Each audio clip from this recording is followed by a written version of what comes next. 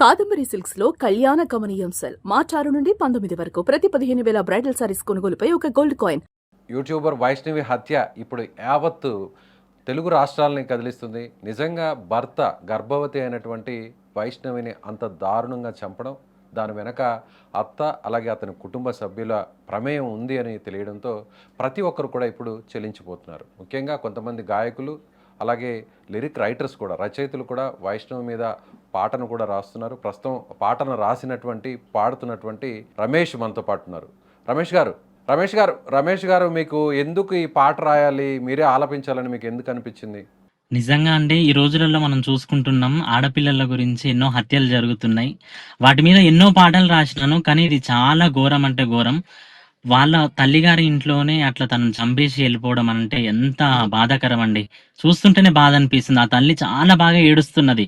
అందుకే కదా నేను ఆ పాట రాసిందండి. ఒకసారి ఆ పాటను ఒకసారి వినిపిస్తారా? కన్నవారి ఇండ్లలా ఉయ్యాలో అవి కాష్టాల గడ్డలట ఉయ్యాలో అవి కాష్టాల గడ్డలట ఉయ్యాలో ఆడపిల్ల కన్న తల్లి ఉయ్యాలో వలపోతలు ఓసెనట ఉయ్యాలో వలపోతలు ఓసెనట ఉయ్యాలో చిన్న చిన్న ప్రేమలమ్మో ఉయ్యాలో చిదిమేసెను జీవితాలో ఉయ్యాలో చిదిమేసెను జీవితాలో ఉయ్యాలో పెద్ద పెద్ద మాటలమ్మో ఉయ్యాలో పహనాలే దిసెనమ్మో ఉయ్యాలో పహనాలే దిసెనమ్మో ఉయ్యాలో ఈగ ఆడపిల్ల బ్రతుకులు రామరామో ఆట బొమ్మలాయ చూడు ఈగ జయరామ పొత్తి కడుపున అర్రె పొత్తి కడుపదంతా ఉంటే ఓయి రామో నా కన్న పేగు యాదికొచ్చే జయరామ నా నెత్తి మీద గుద్దుతుంటే ఓయి రామో నాన్న ముద్దు ఈగ యాదికొచ్చే జయరామ నేను ఏమి పాపము చేస్తి ఓయి రామో నేను ఏమి ఘోరము చేస్తి నాయి రామ ప్రేమ జంట అంటూ ఉంటే ఓయి రామో నేను మురిసినానే అమ్మ లెక్క నాయి రామ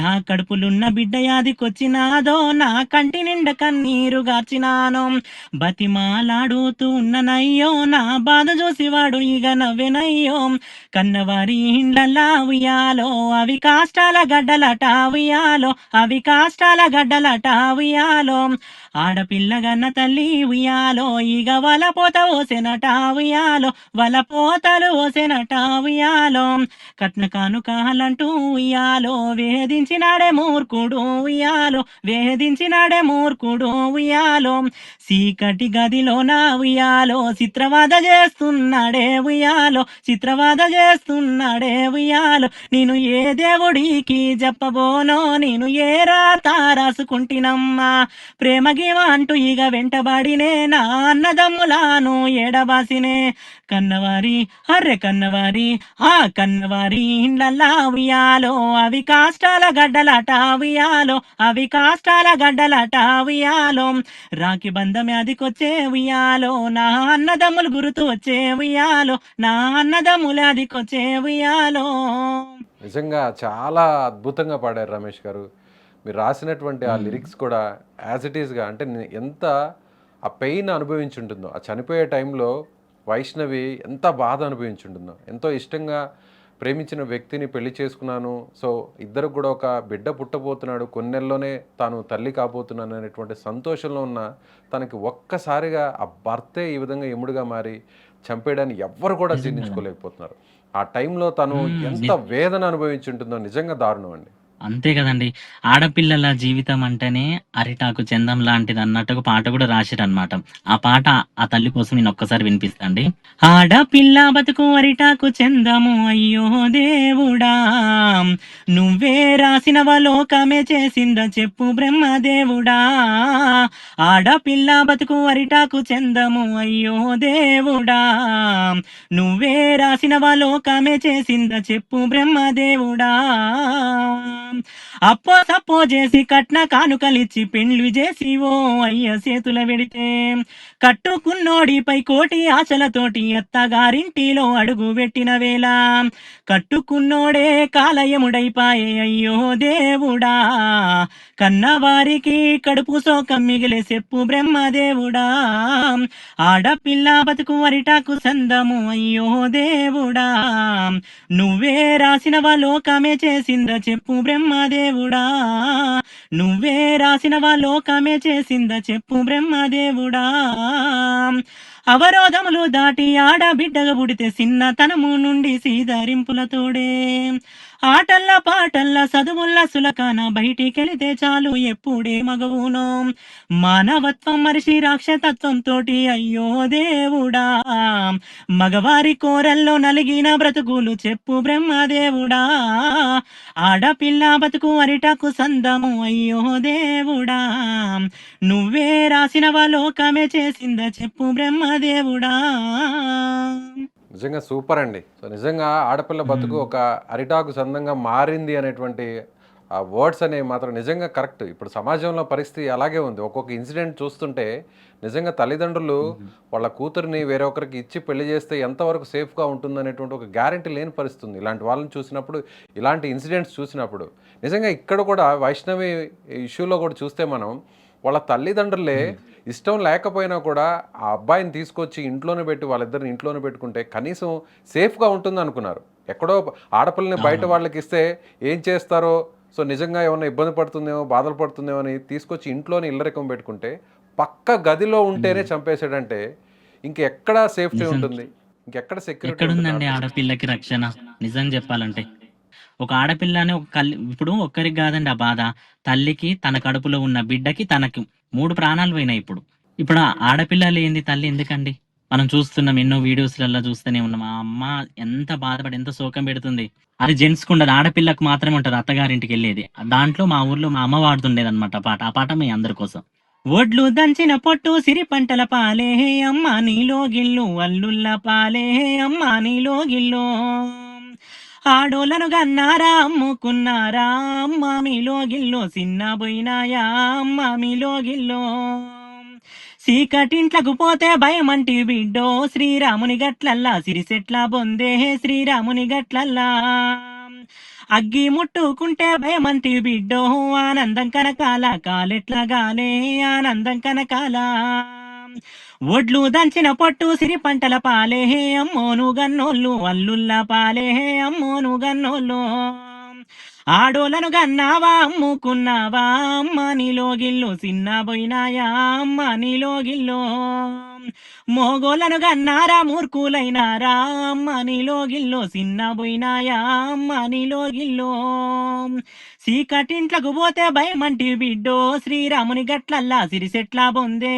శ్రీరాముని గట్లల్లా, కాలయముడేయగా నీ భర్త ఏ ఓ సిన్ని వైష్ణవి, పానమెట్లుండే ఓ సిన్ని వైష్ణవి, ఆడపిల్ల గన్న తల్లరి గోసే ఓ తల్లి వైష్ణవి, తల్లి అరిగోసే ఓ తల్లి వైష్ణవి, ఒడ్లు దంచిన పొట్టు సిరి పంటల పాలే అమ్మను గన్నోళ్ళు, అల్లుల్ల పాలే అమ్మను గన్నోళ్ళు, ఆడోళ్ళు బరవాట అంగడిలో సరికే ఓ యమ్మని బిడ్డ, అంగడిలో సరికే ఓ యమ్మని బిడ్డ, వలవాల ఏడుస్తున్నావా తల్లి నా కన్న తల్లి, నేనెందు పోదే నా కన్న తల్లి, బతిలాడినానే నాయాలినిగా అమ్మకివ్వమని, వాడు వినలేదే అమ్మకివ్వమని, ఒడ్లు దంచిన పొట్టు సిరి పంటల పాలే అమ్మోను గన్నోళ్ళు, అల్లుల్ల పాలే అమ్మోను గన్నోళ్ళు, ఆడోళ్ళను గంటీరి అమ్ముకున్నారే ఓ యమ్మలాలా,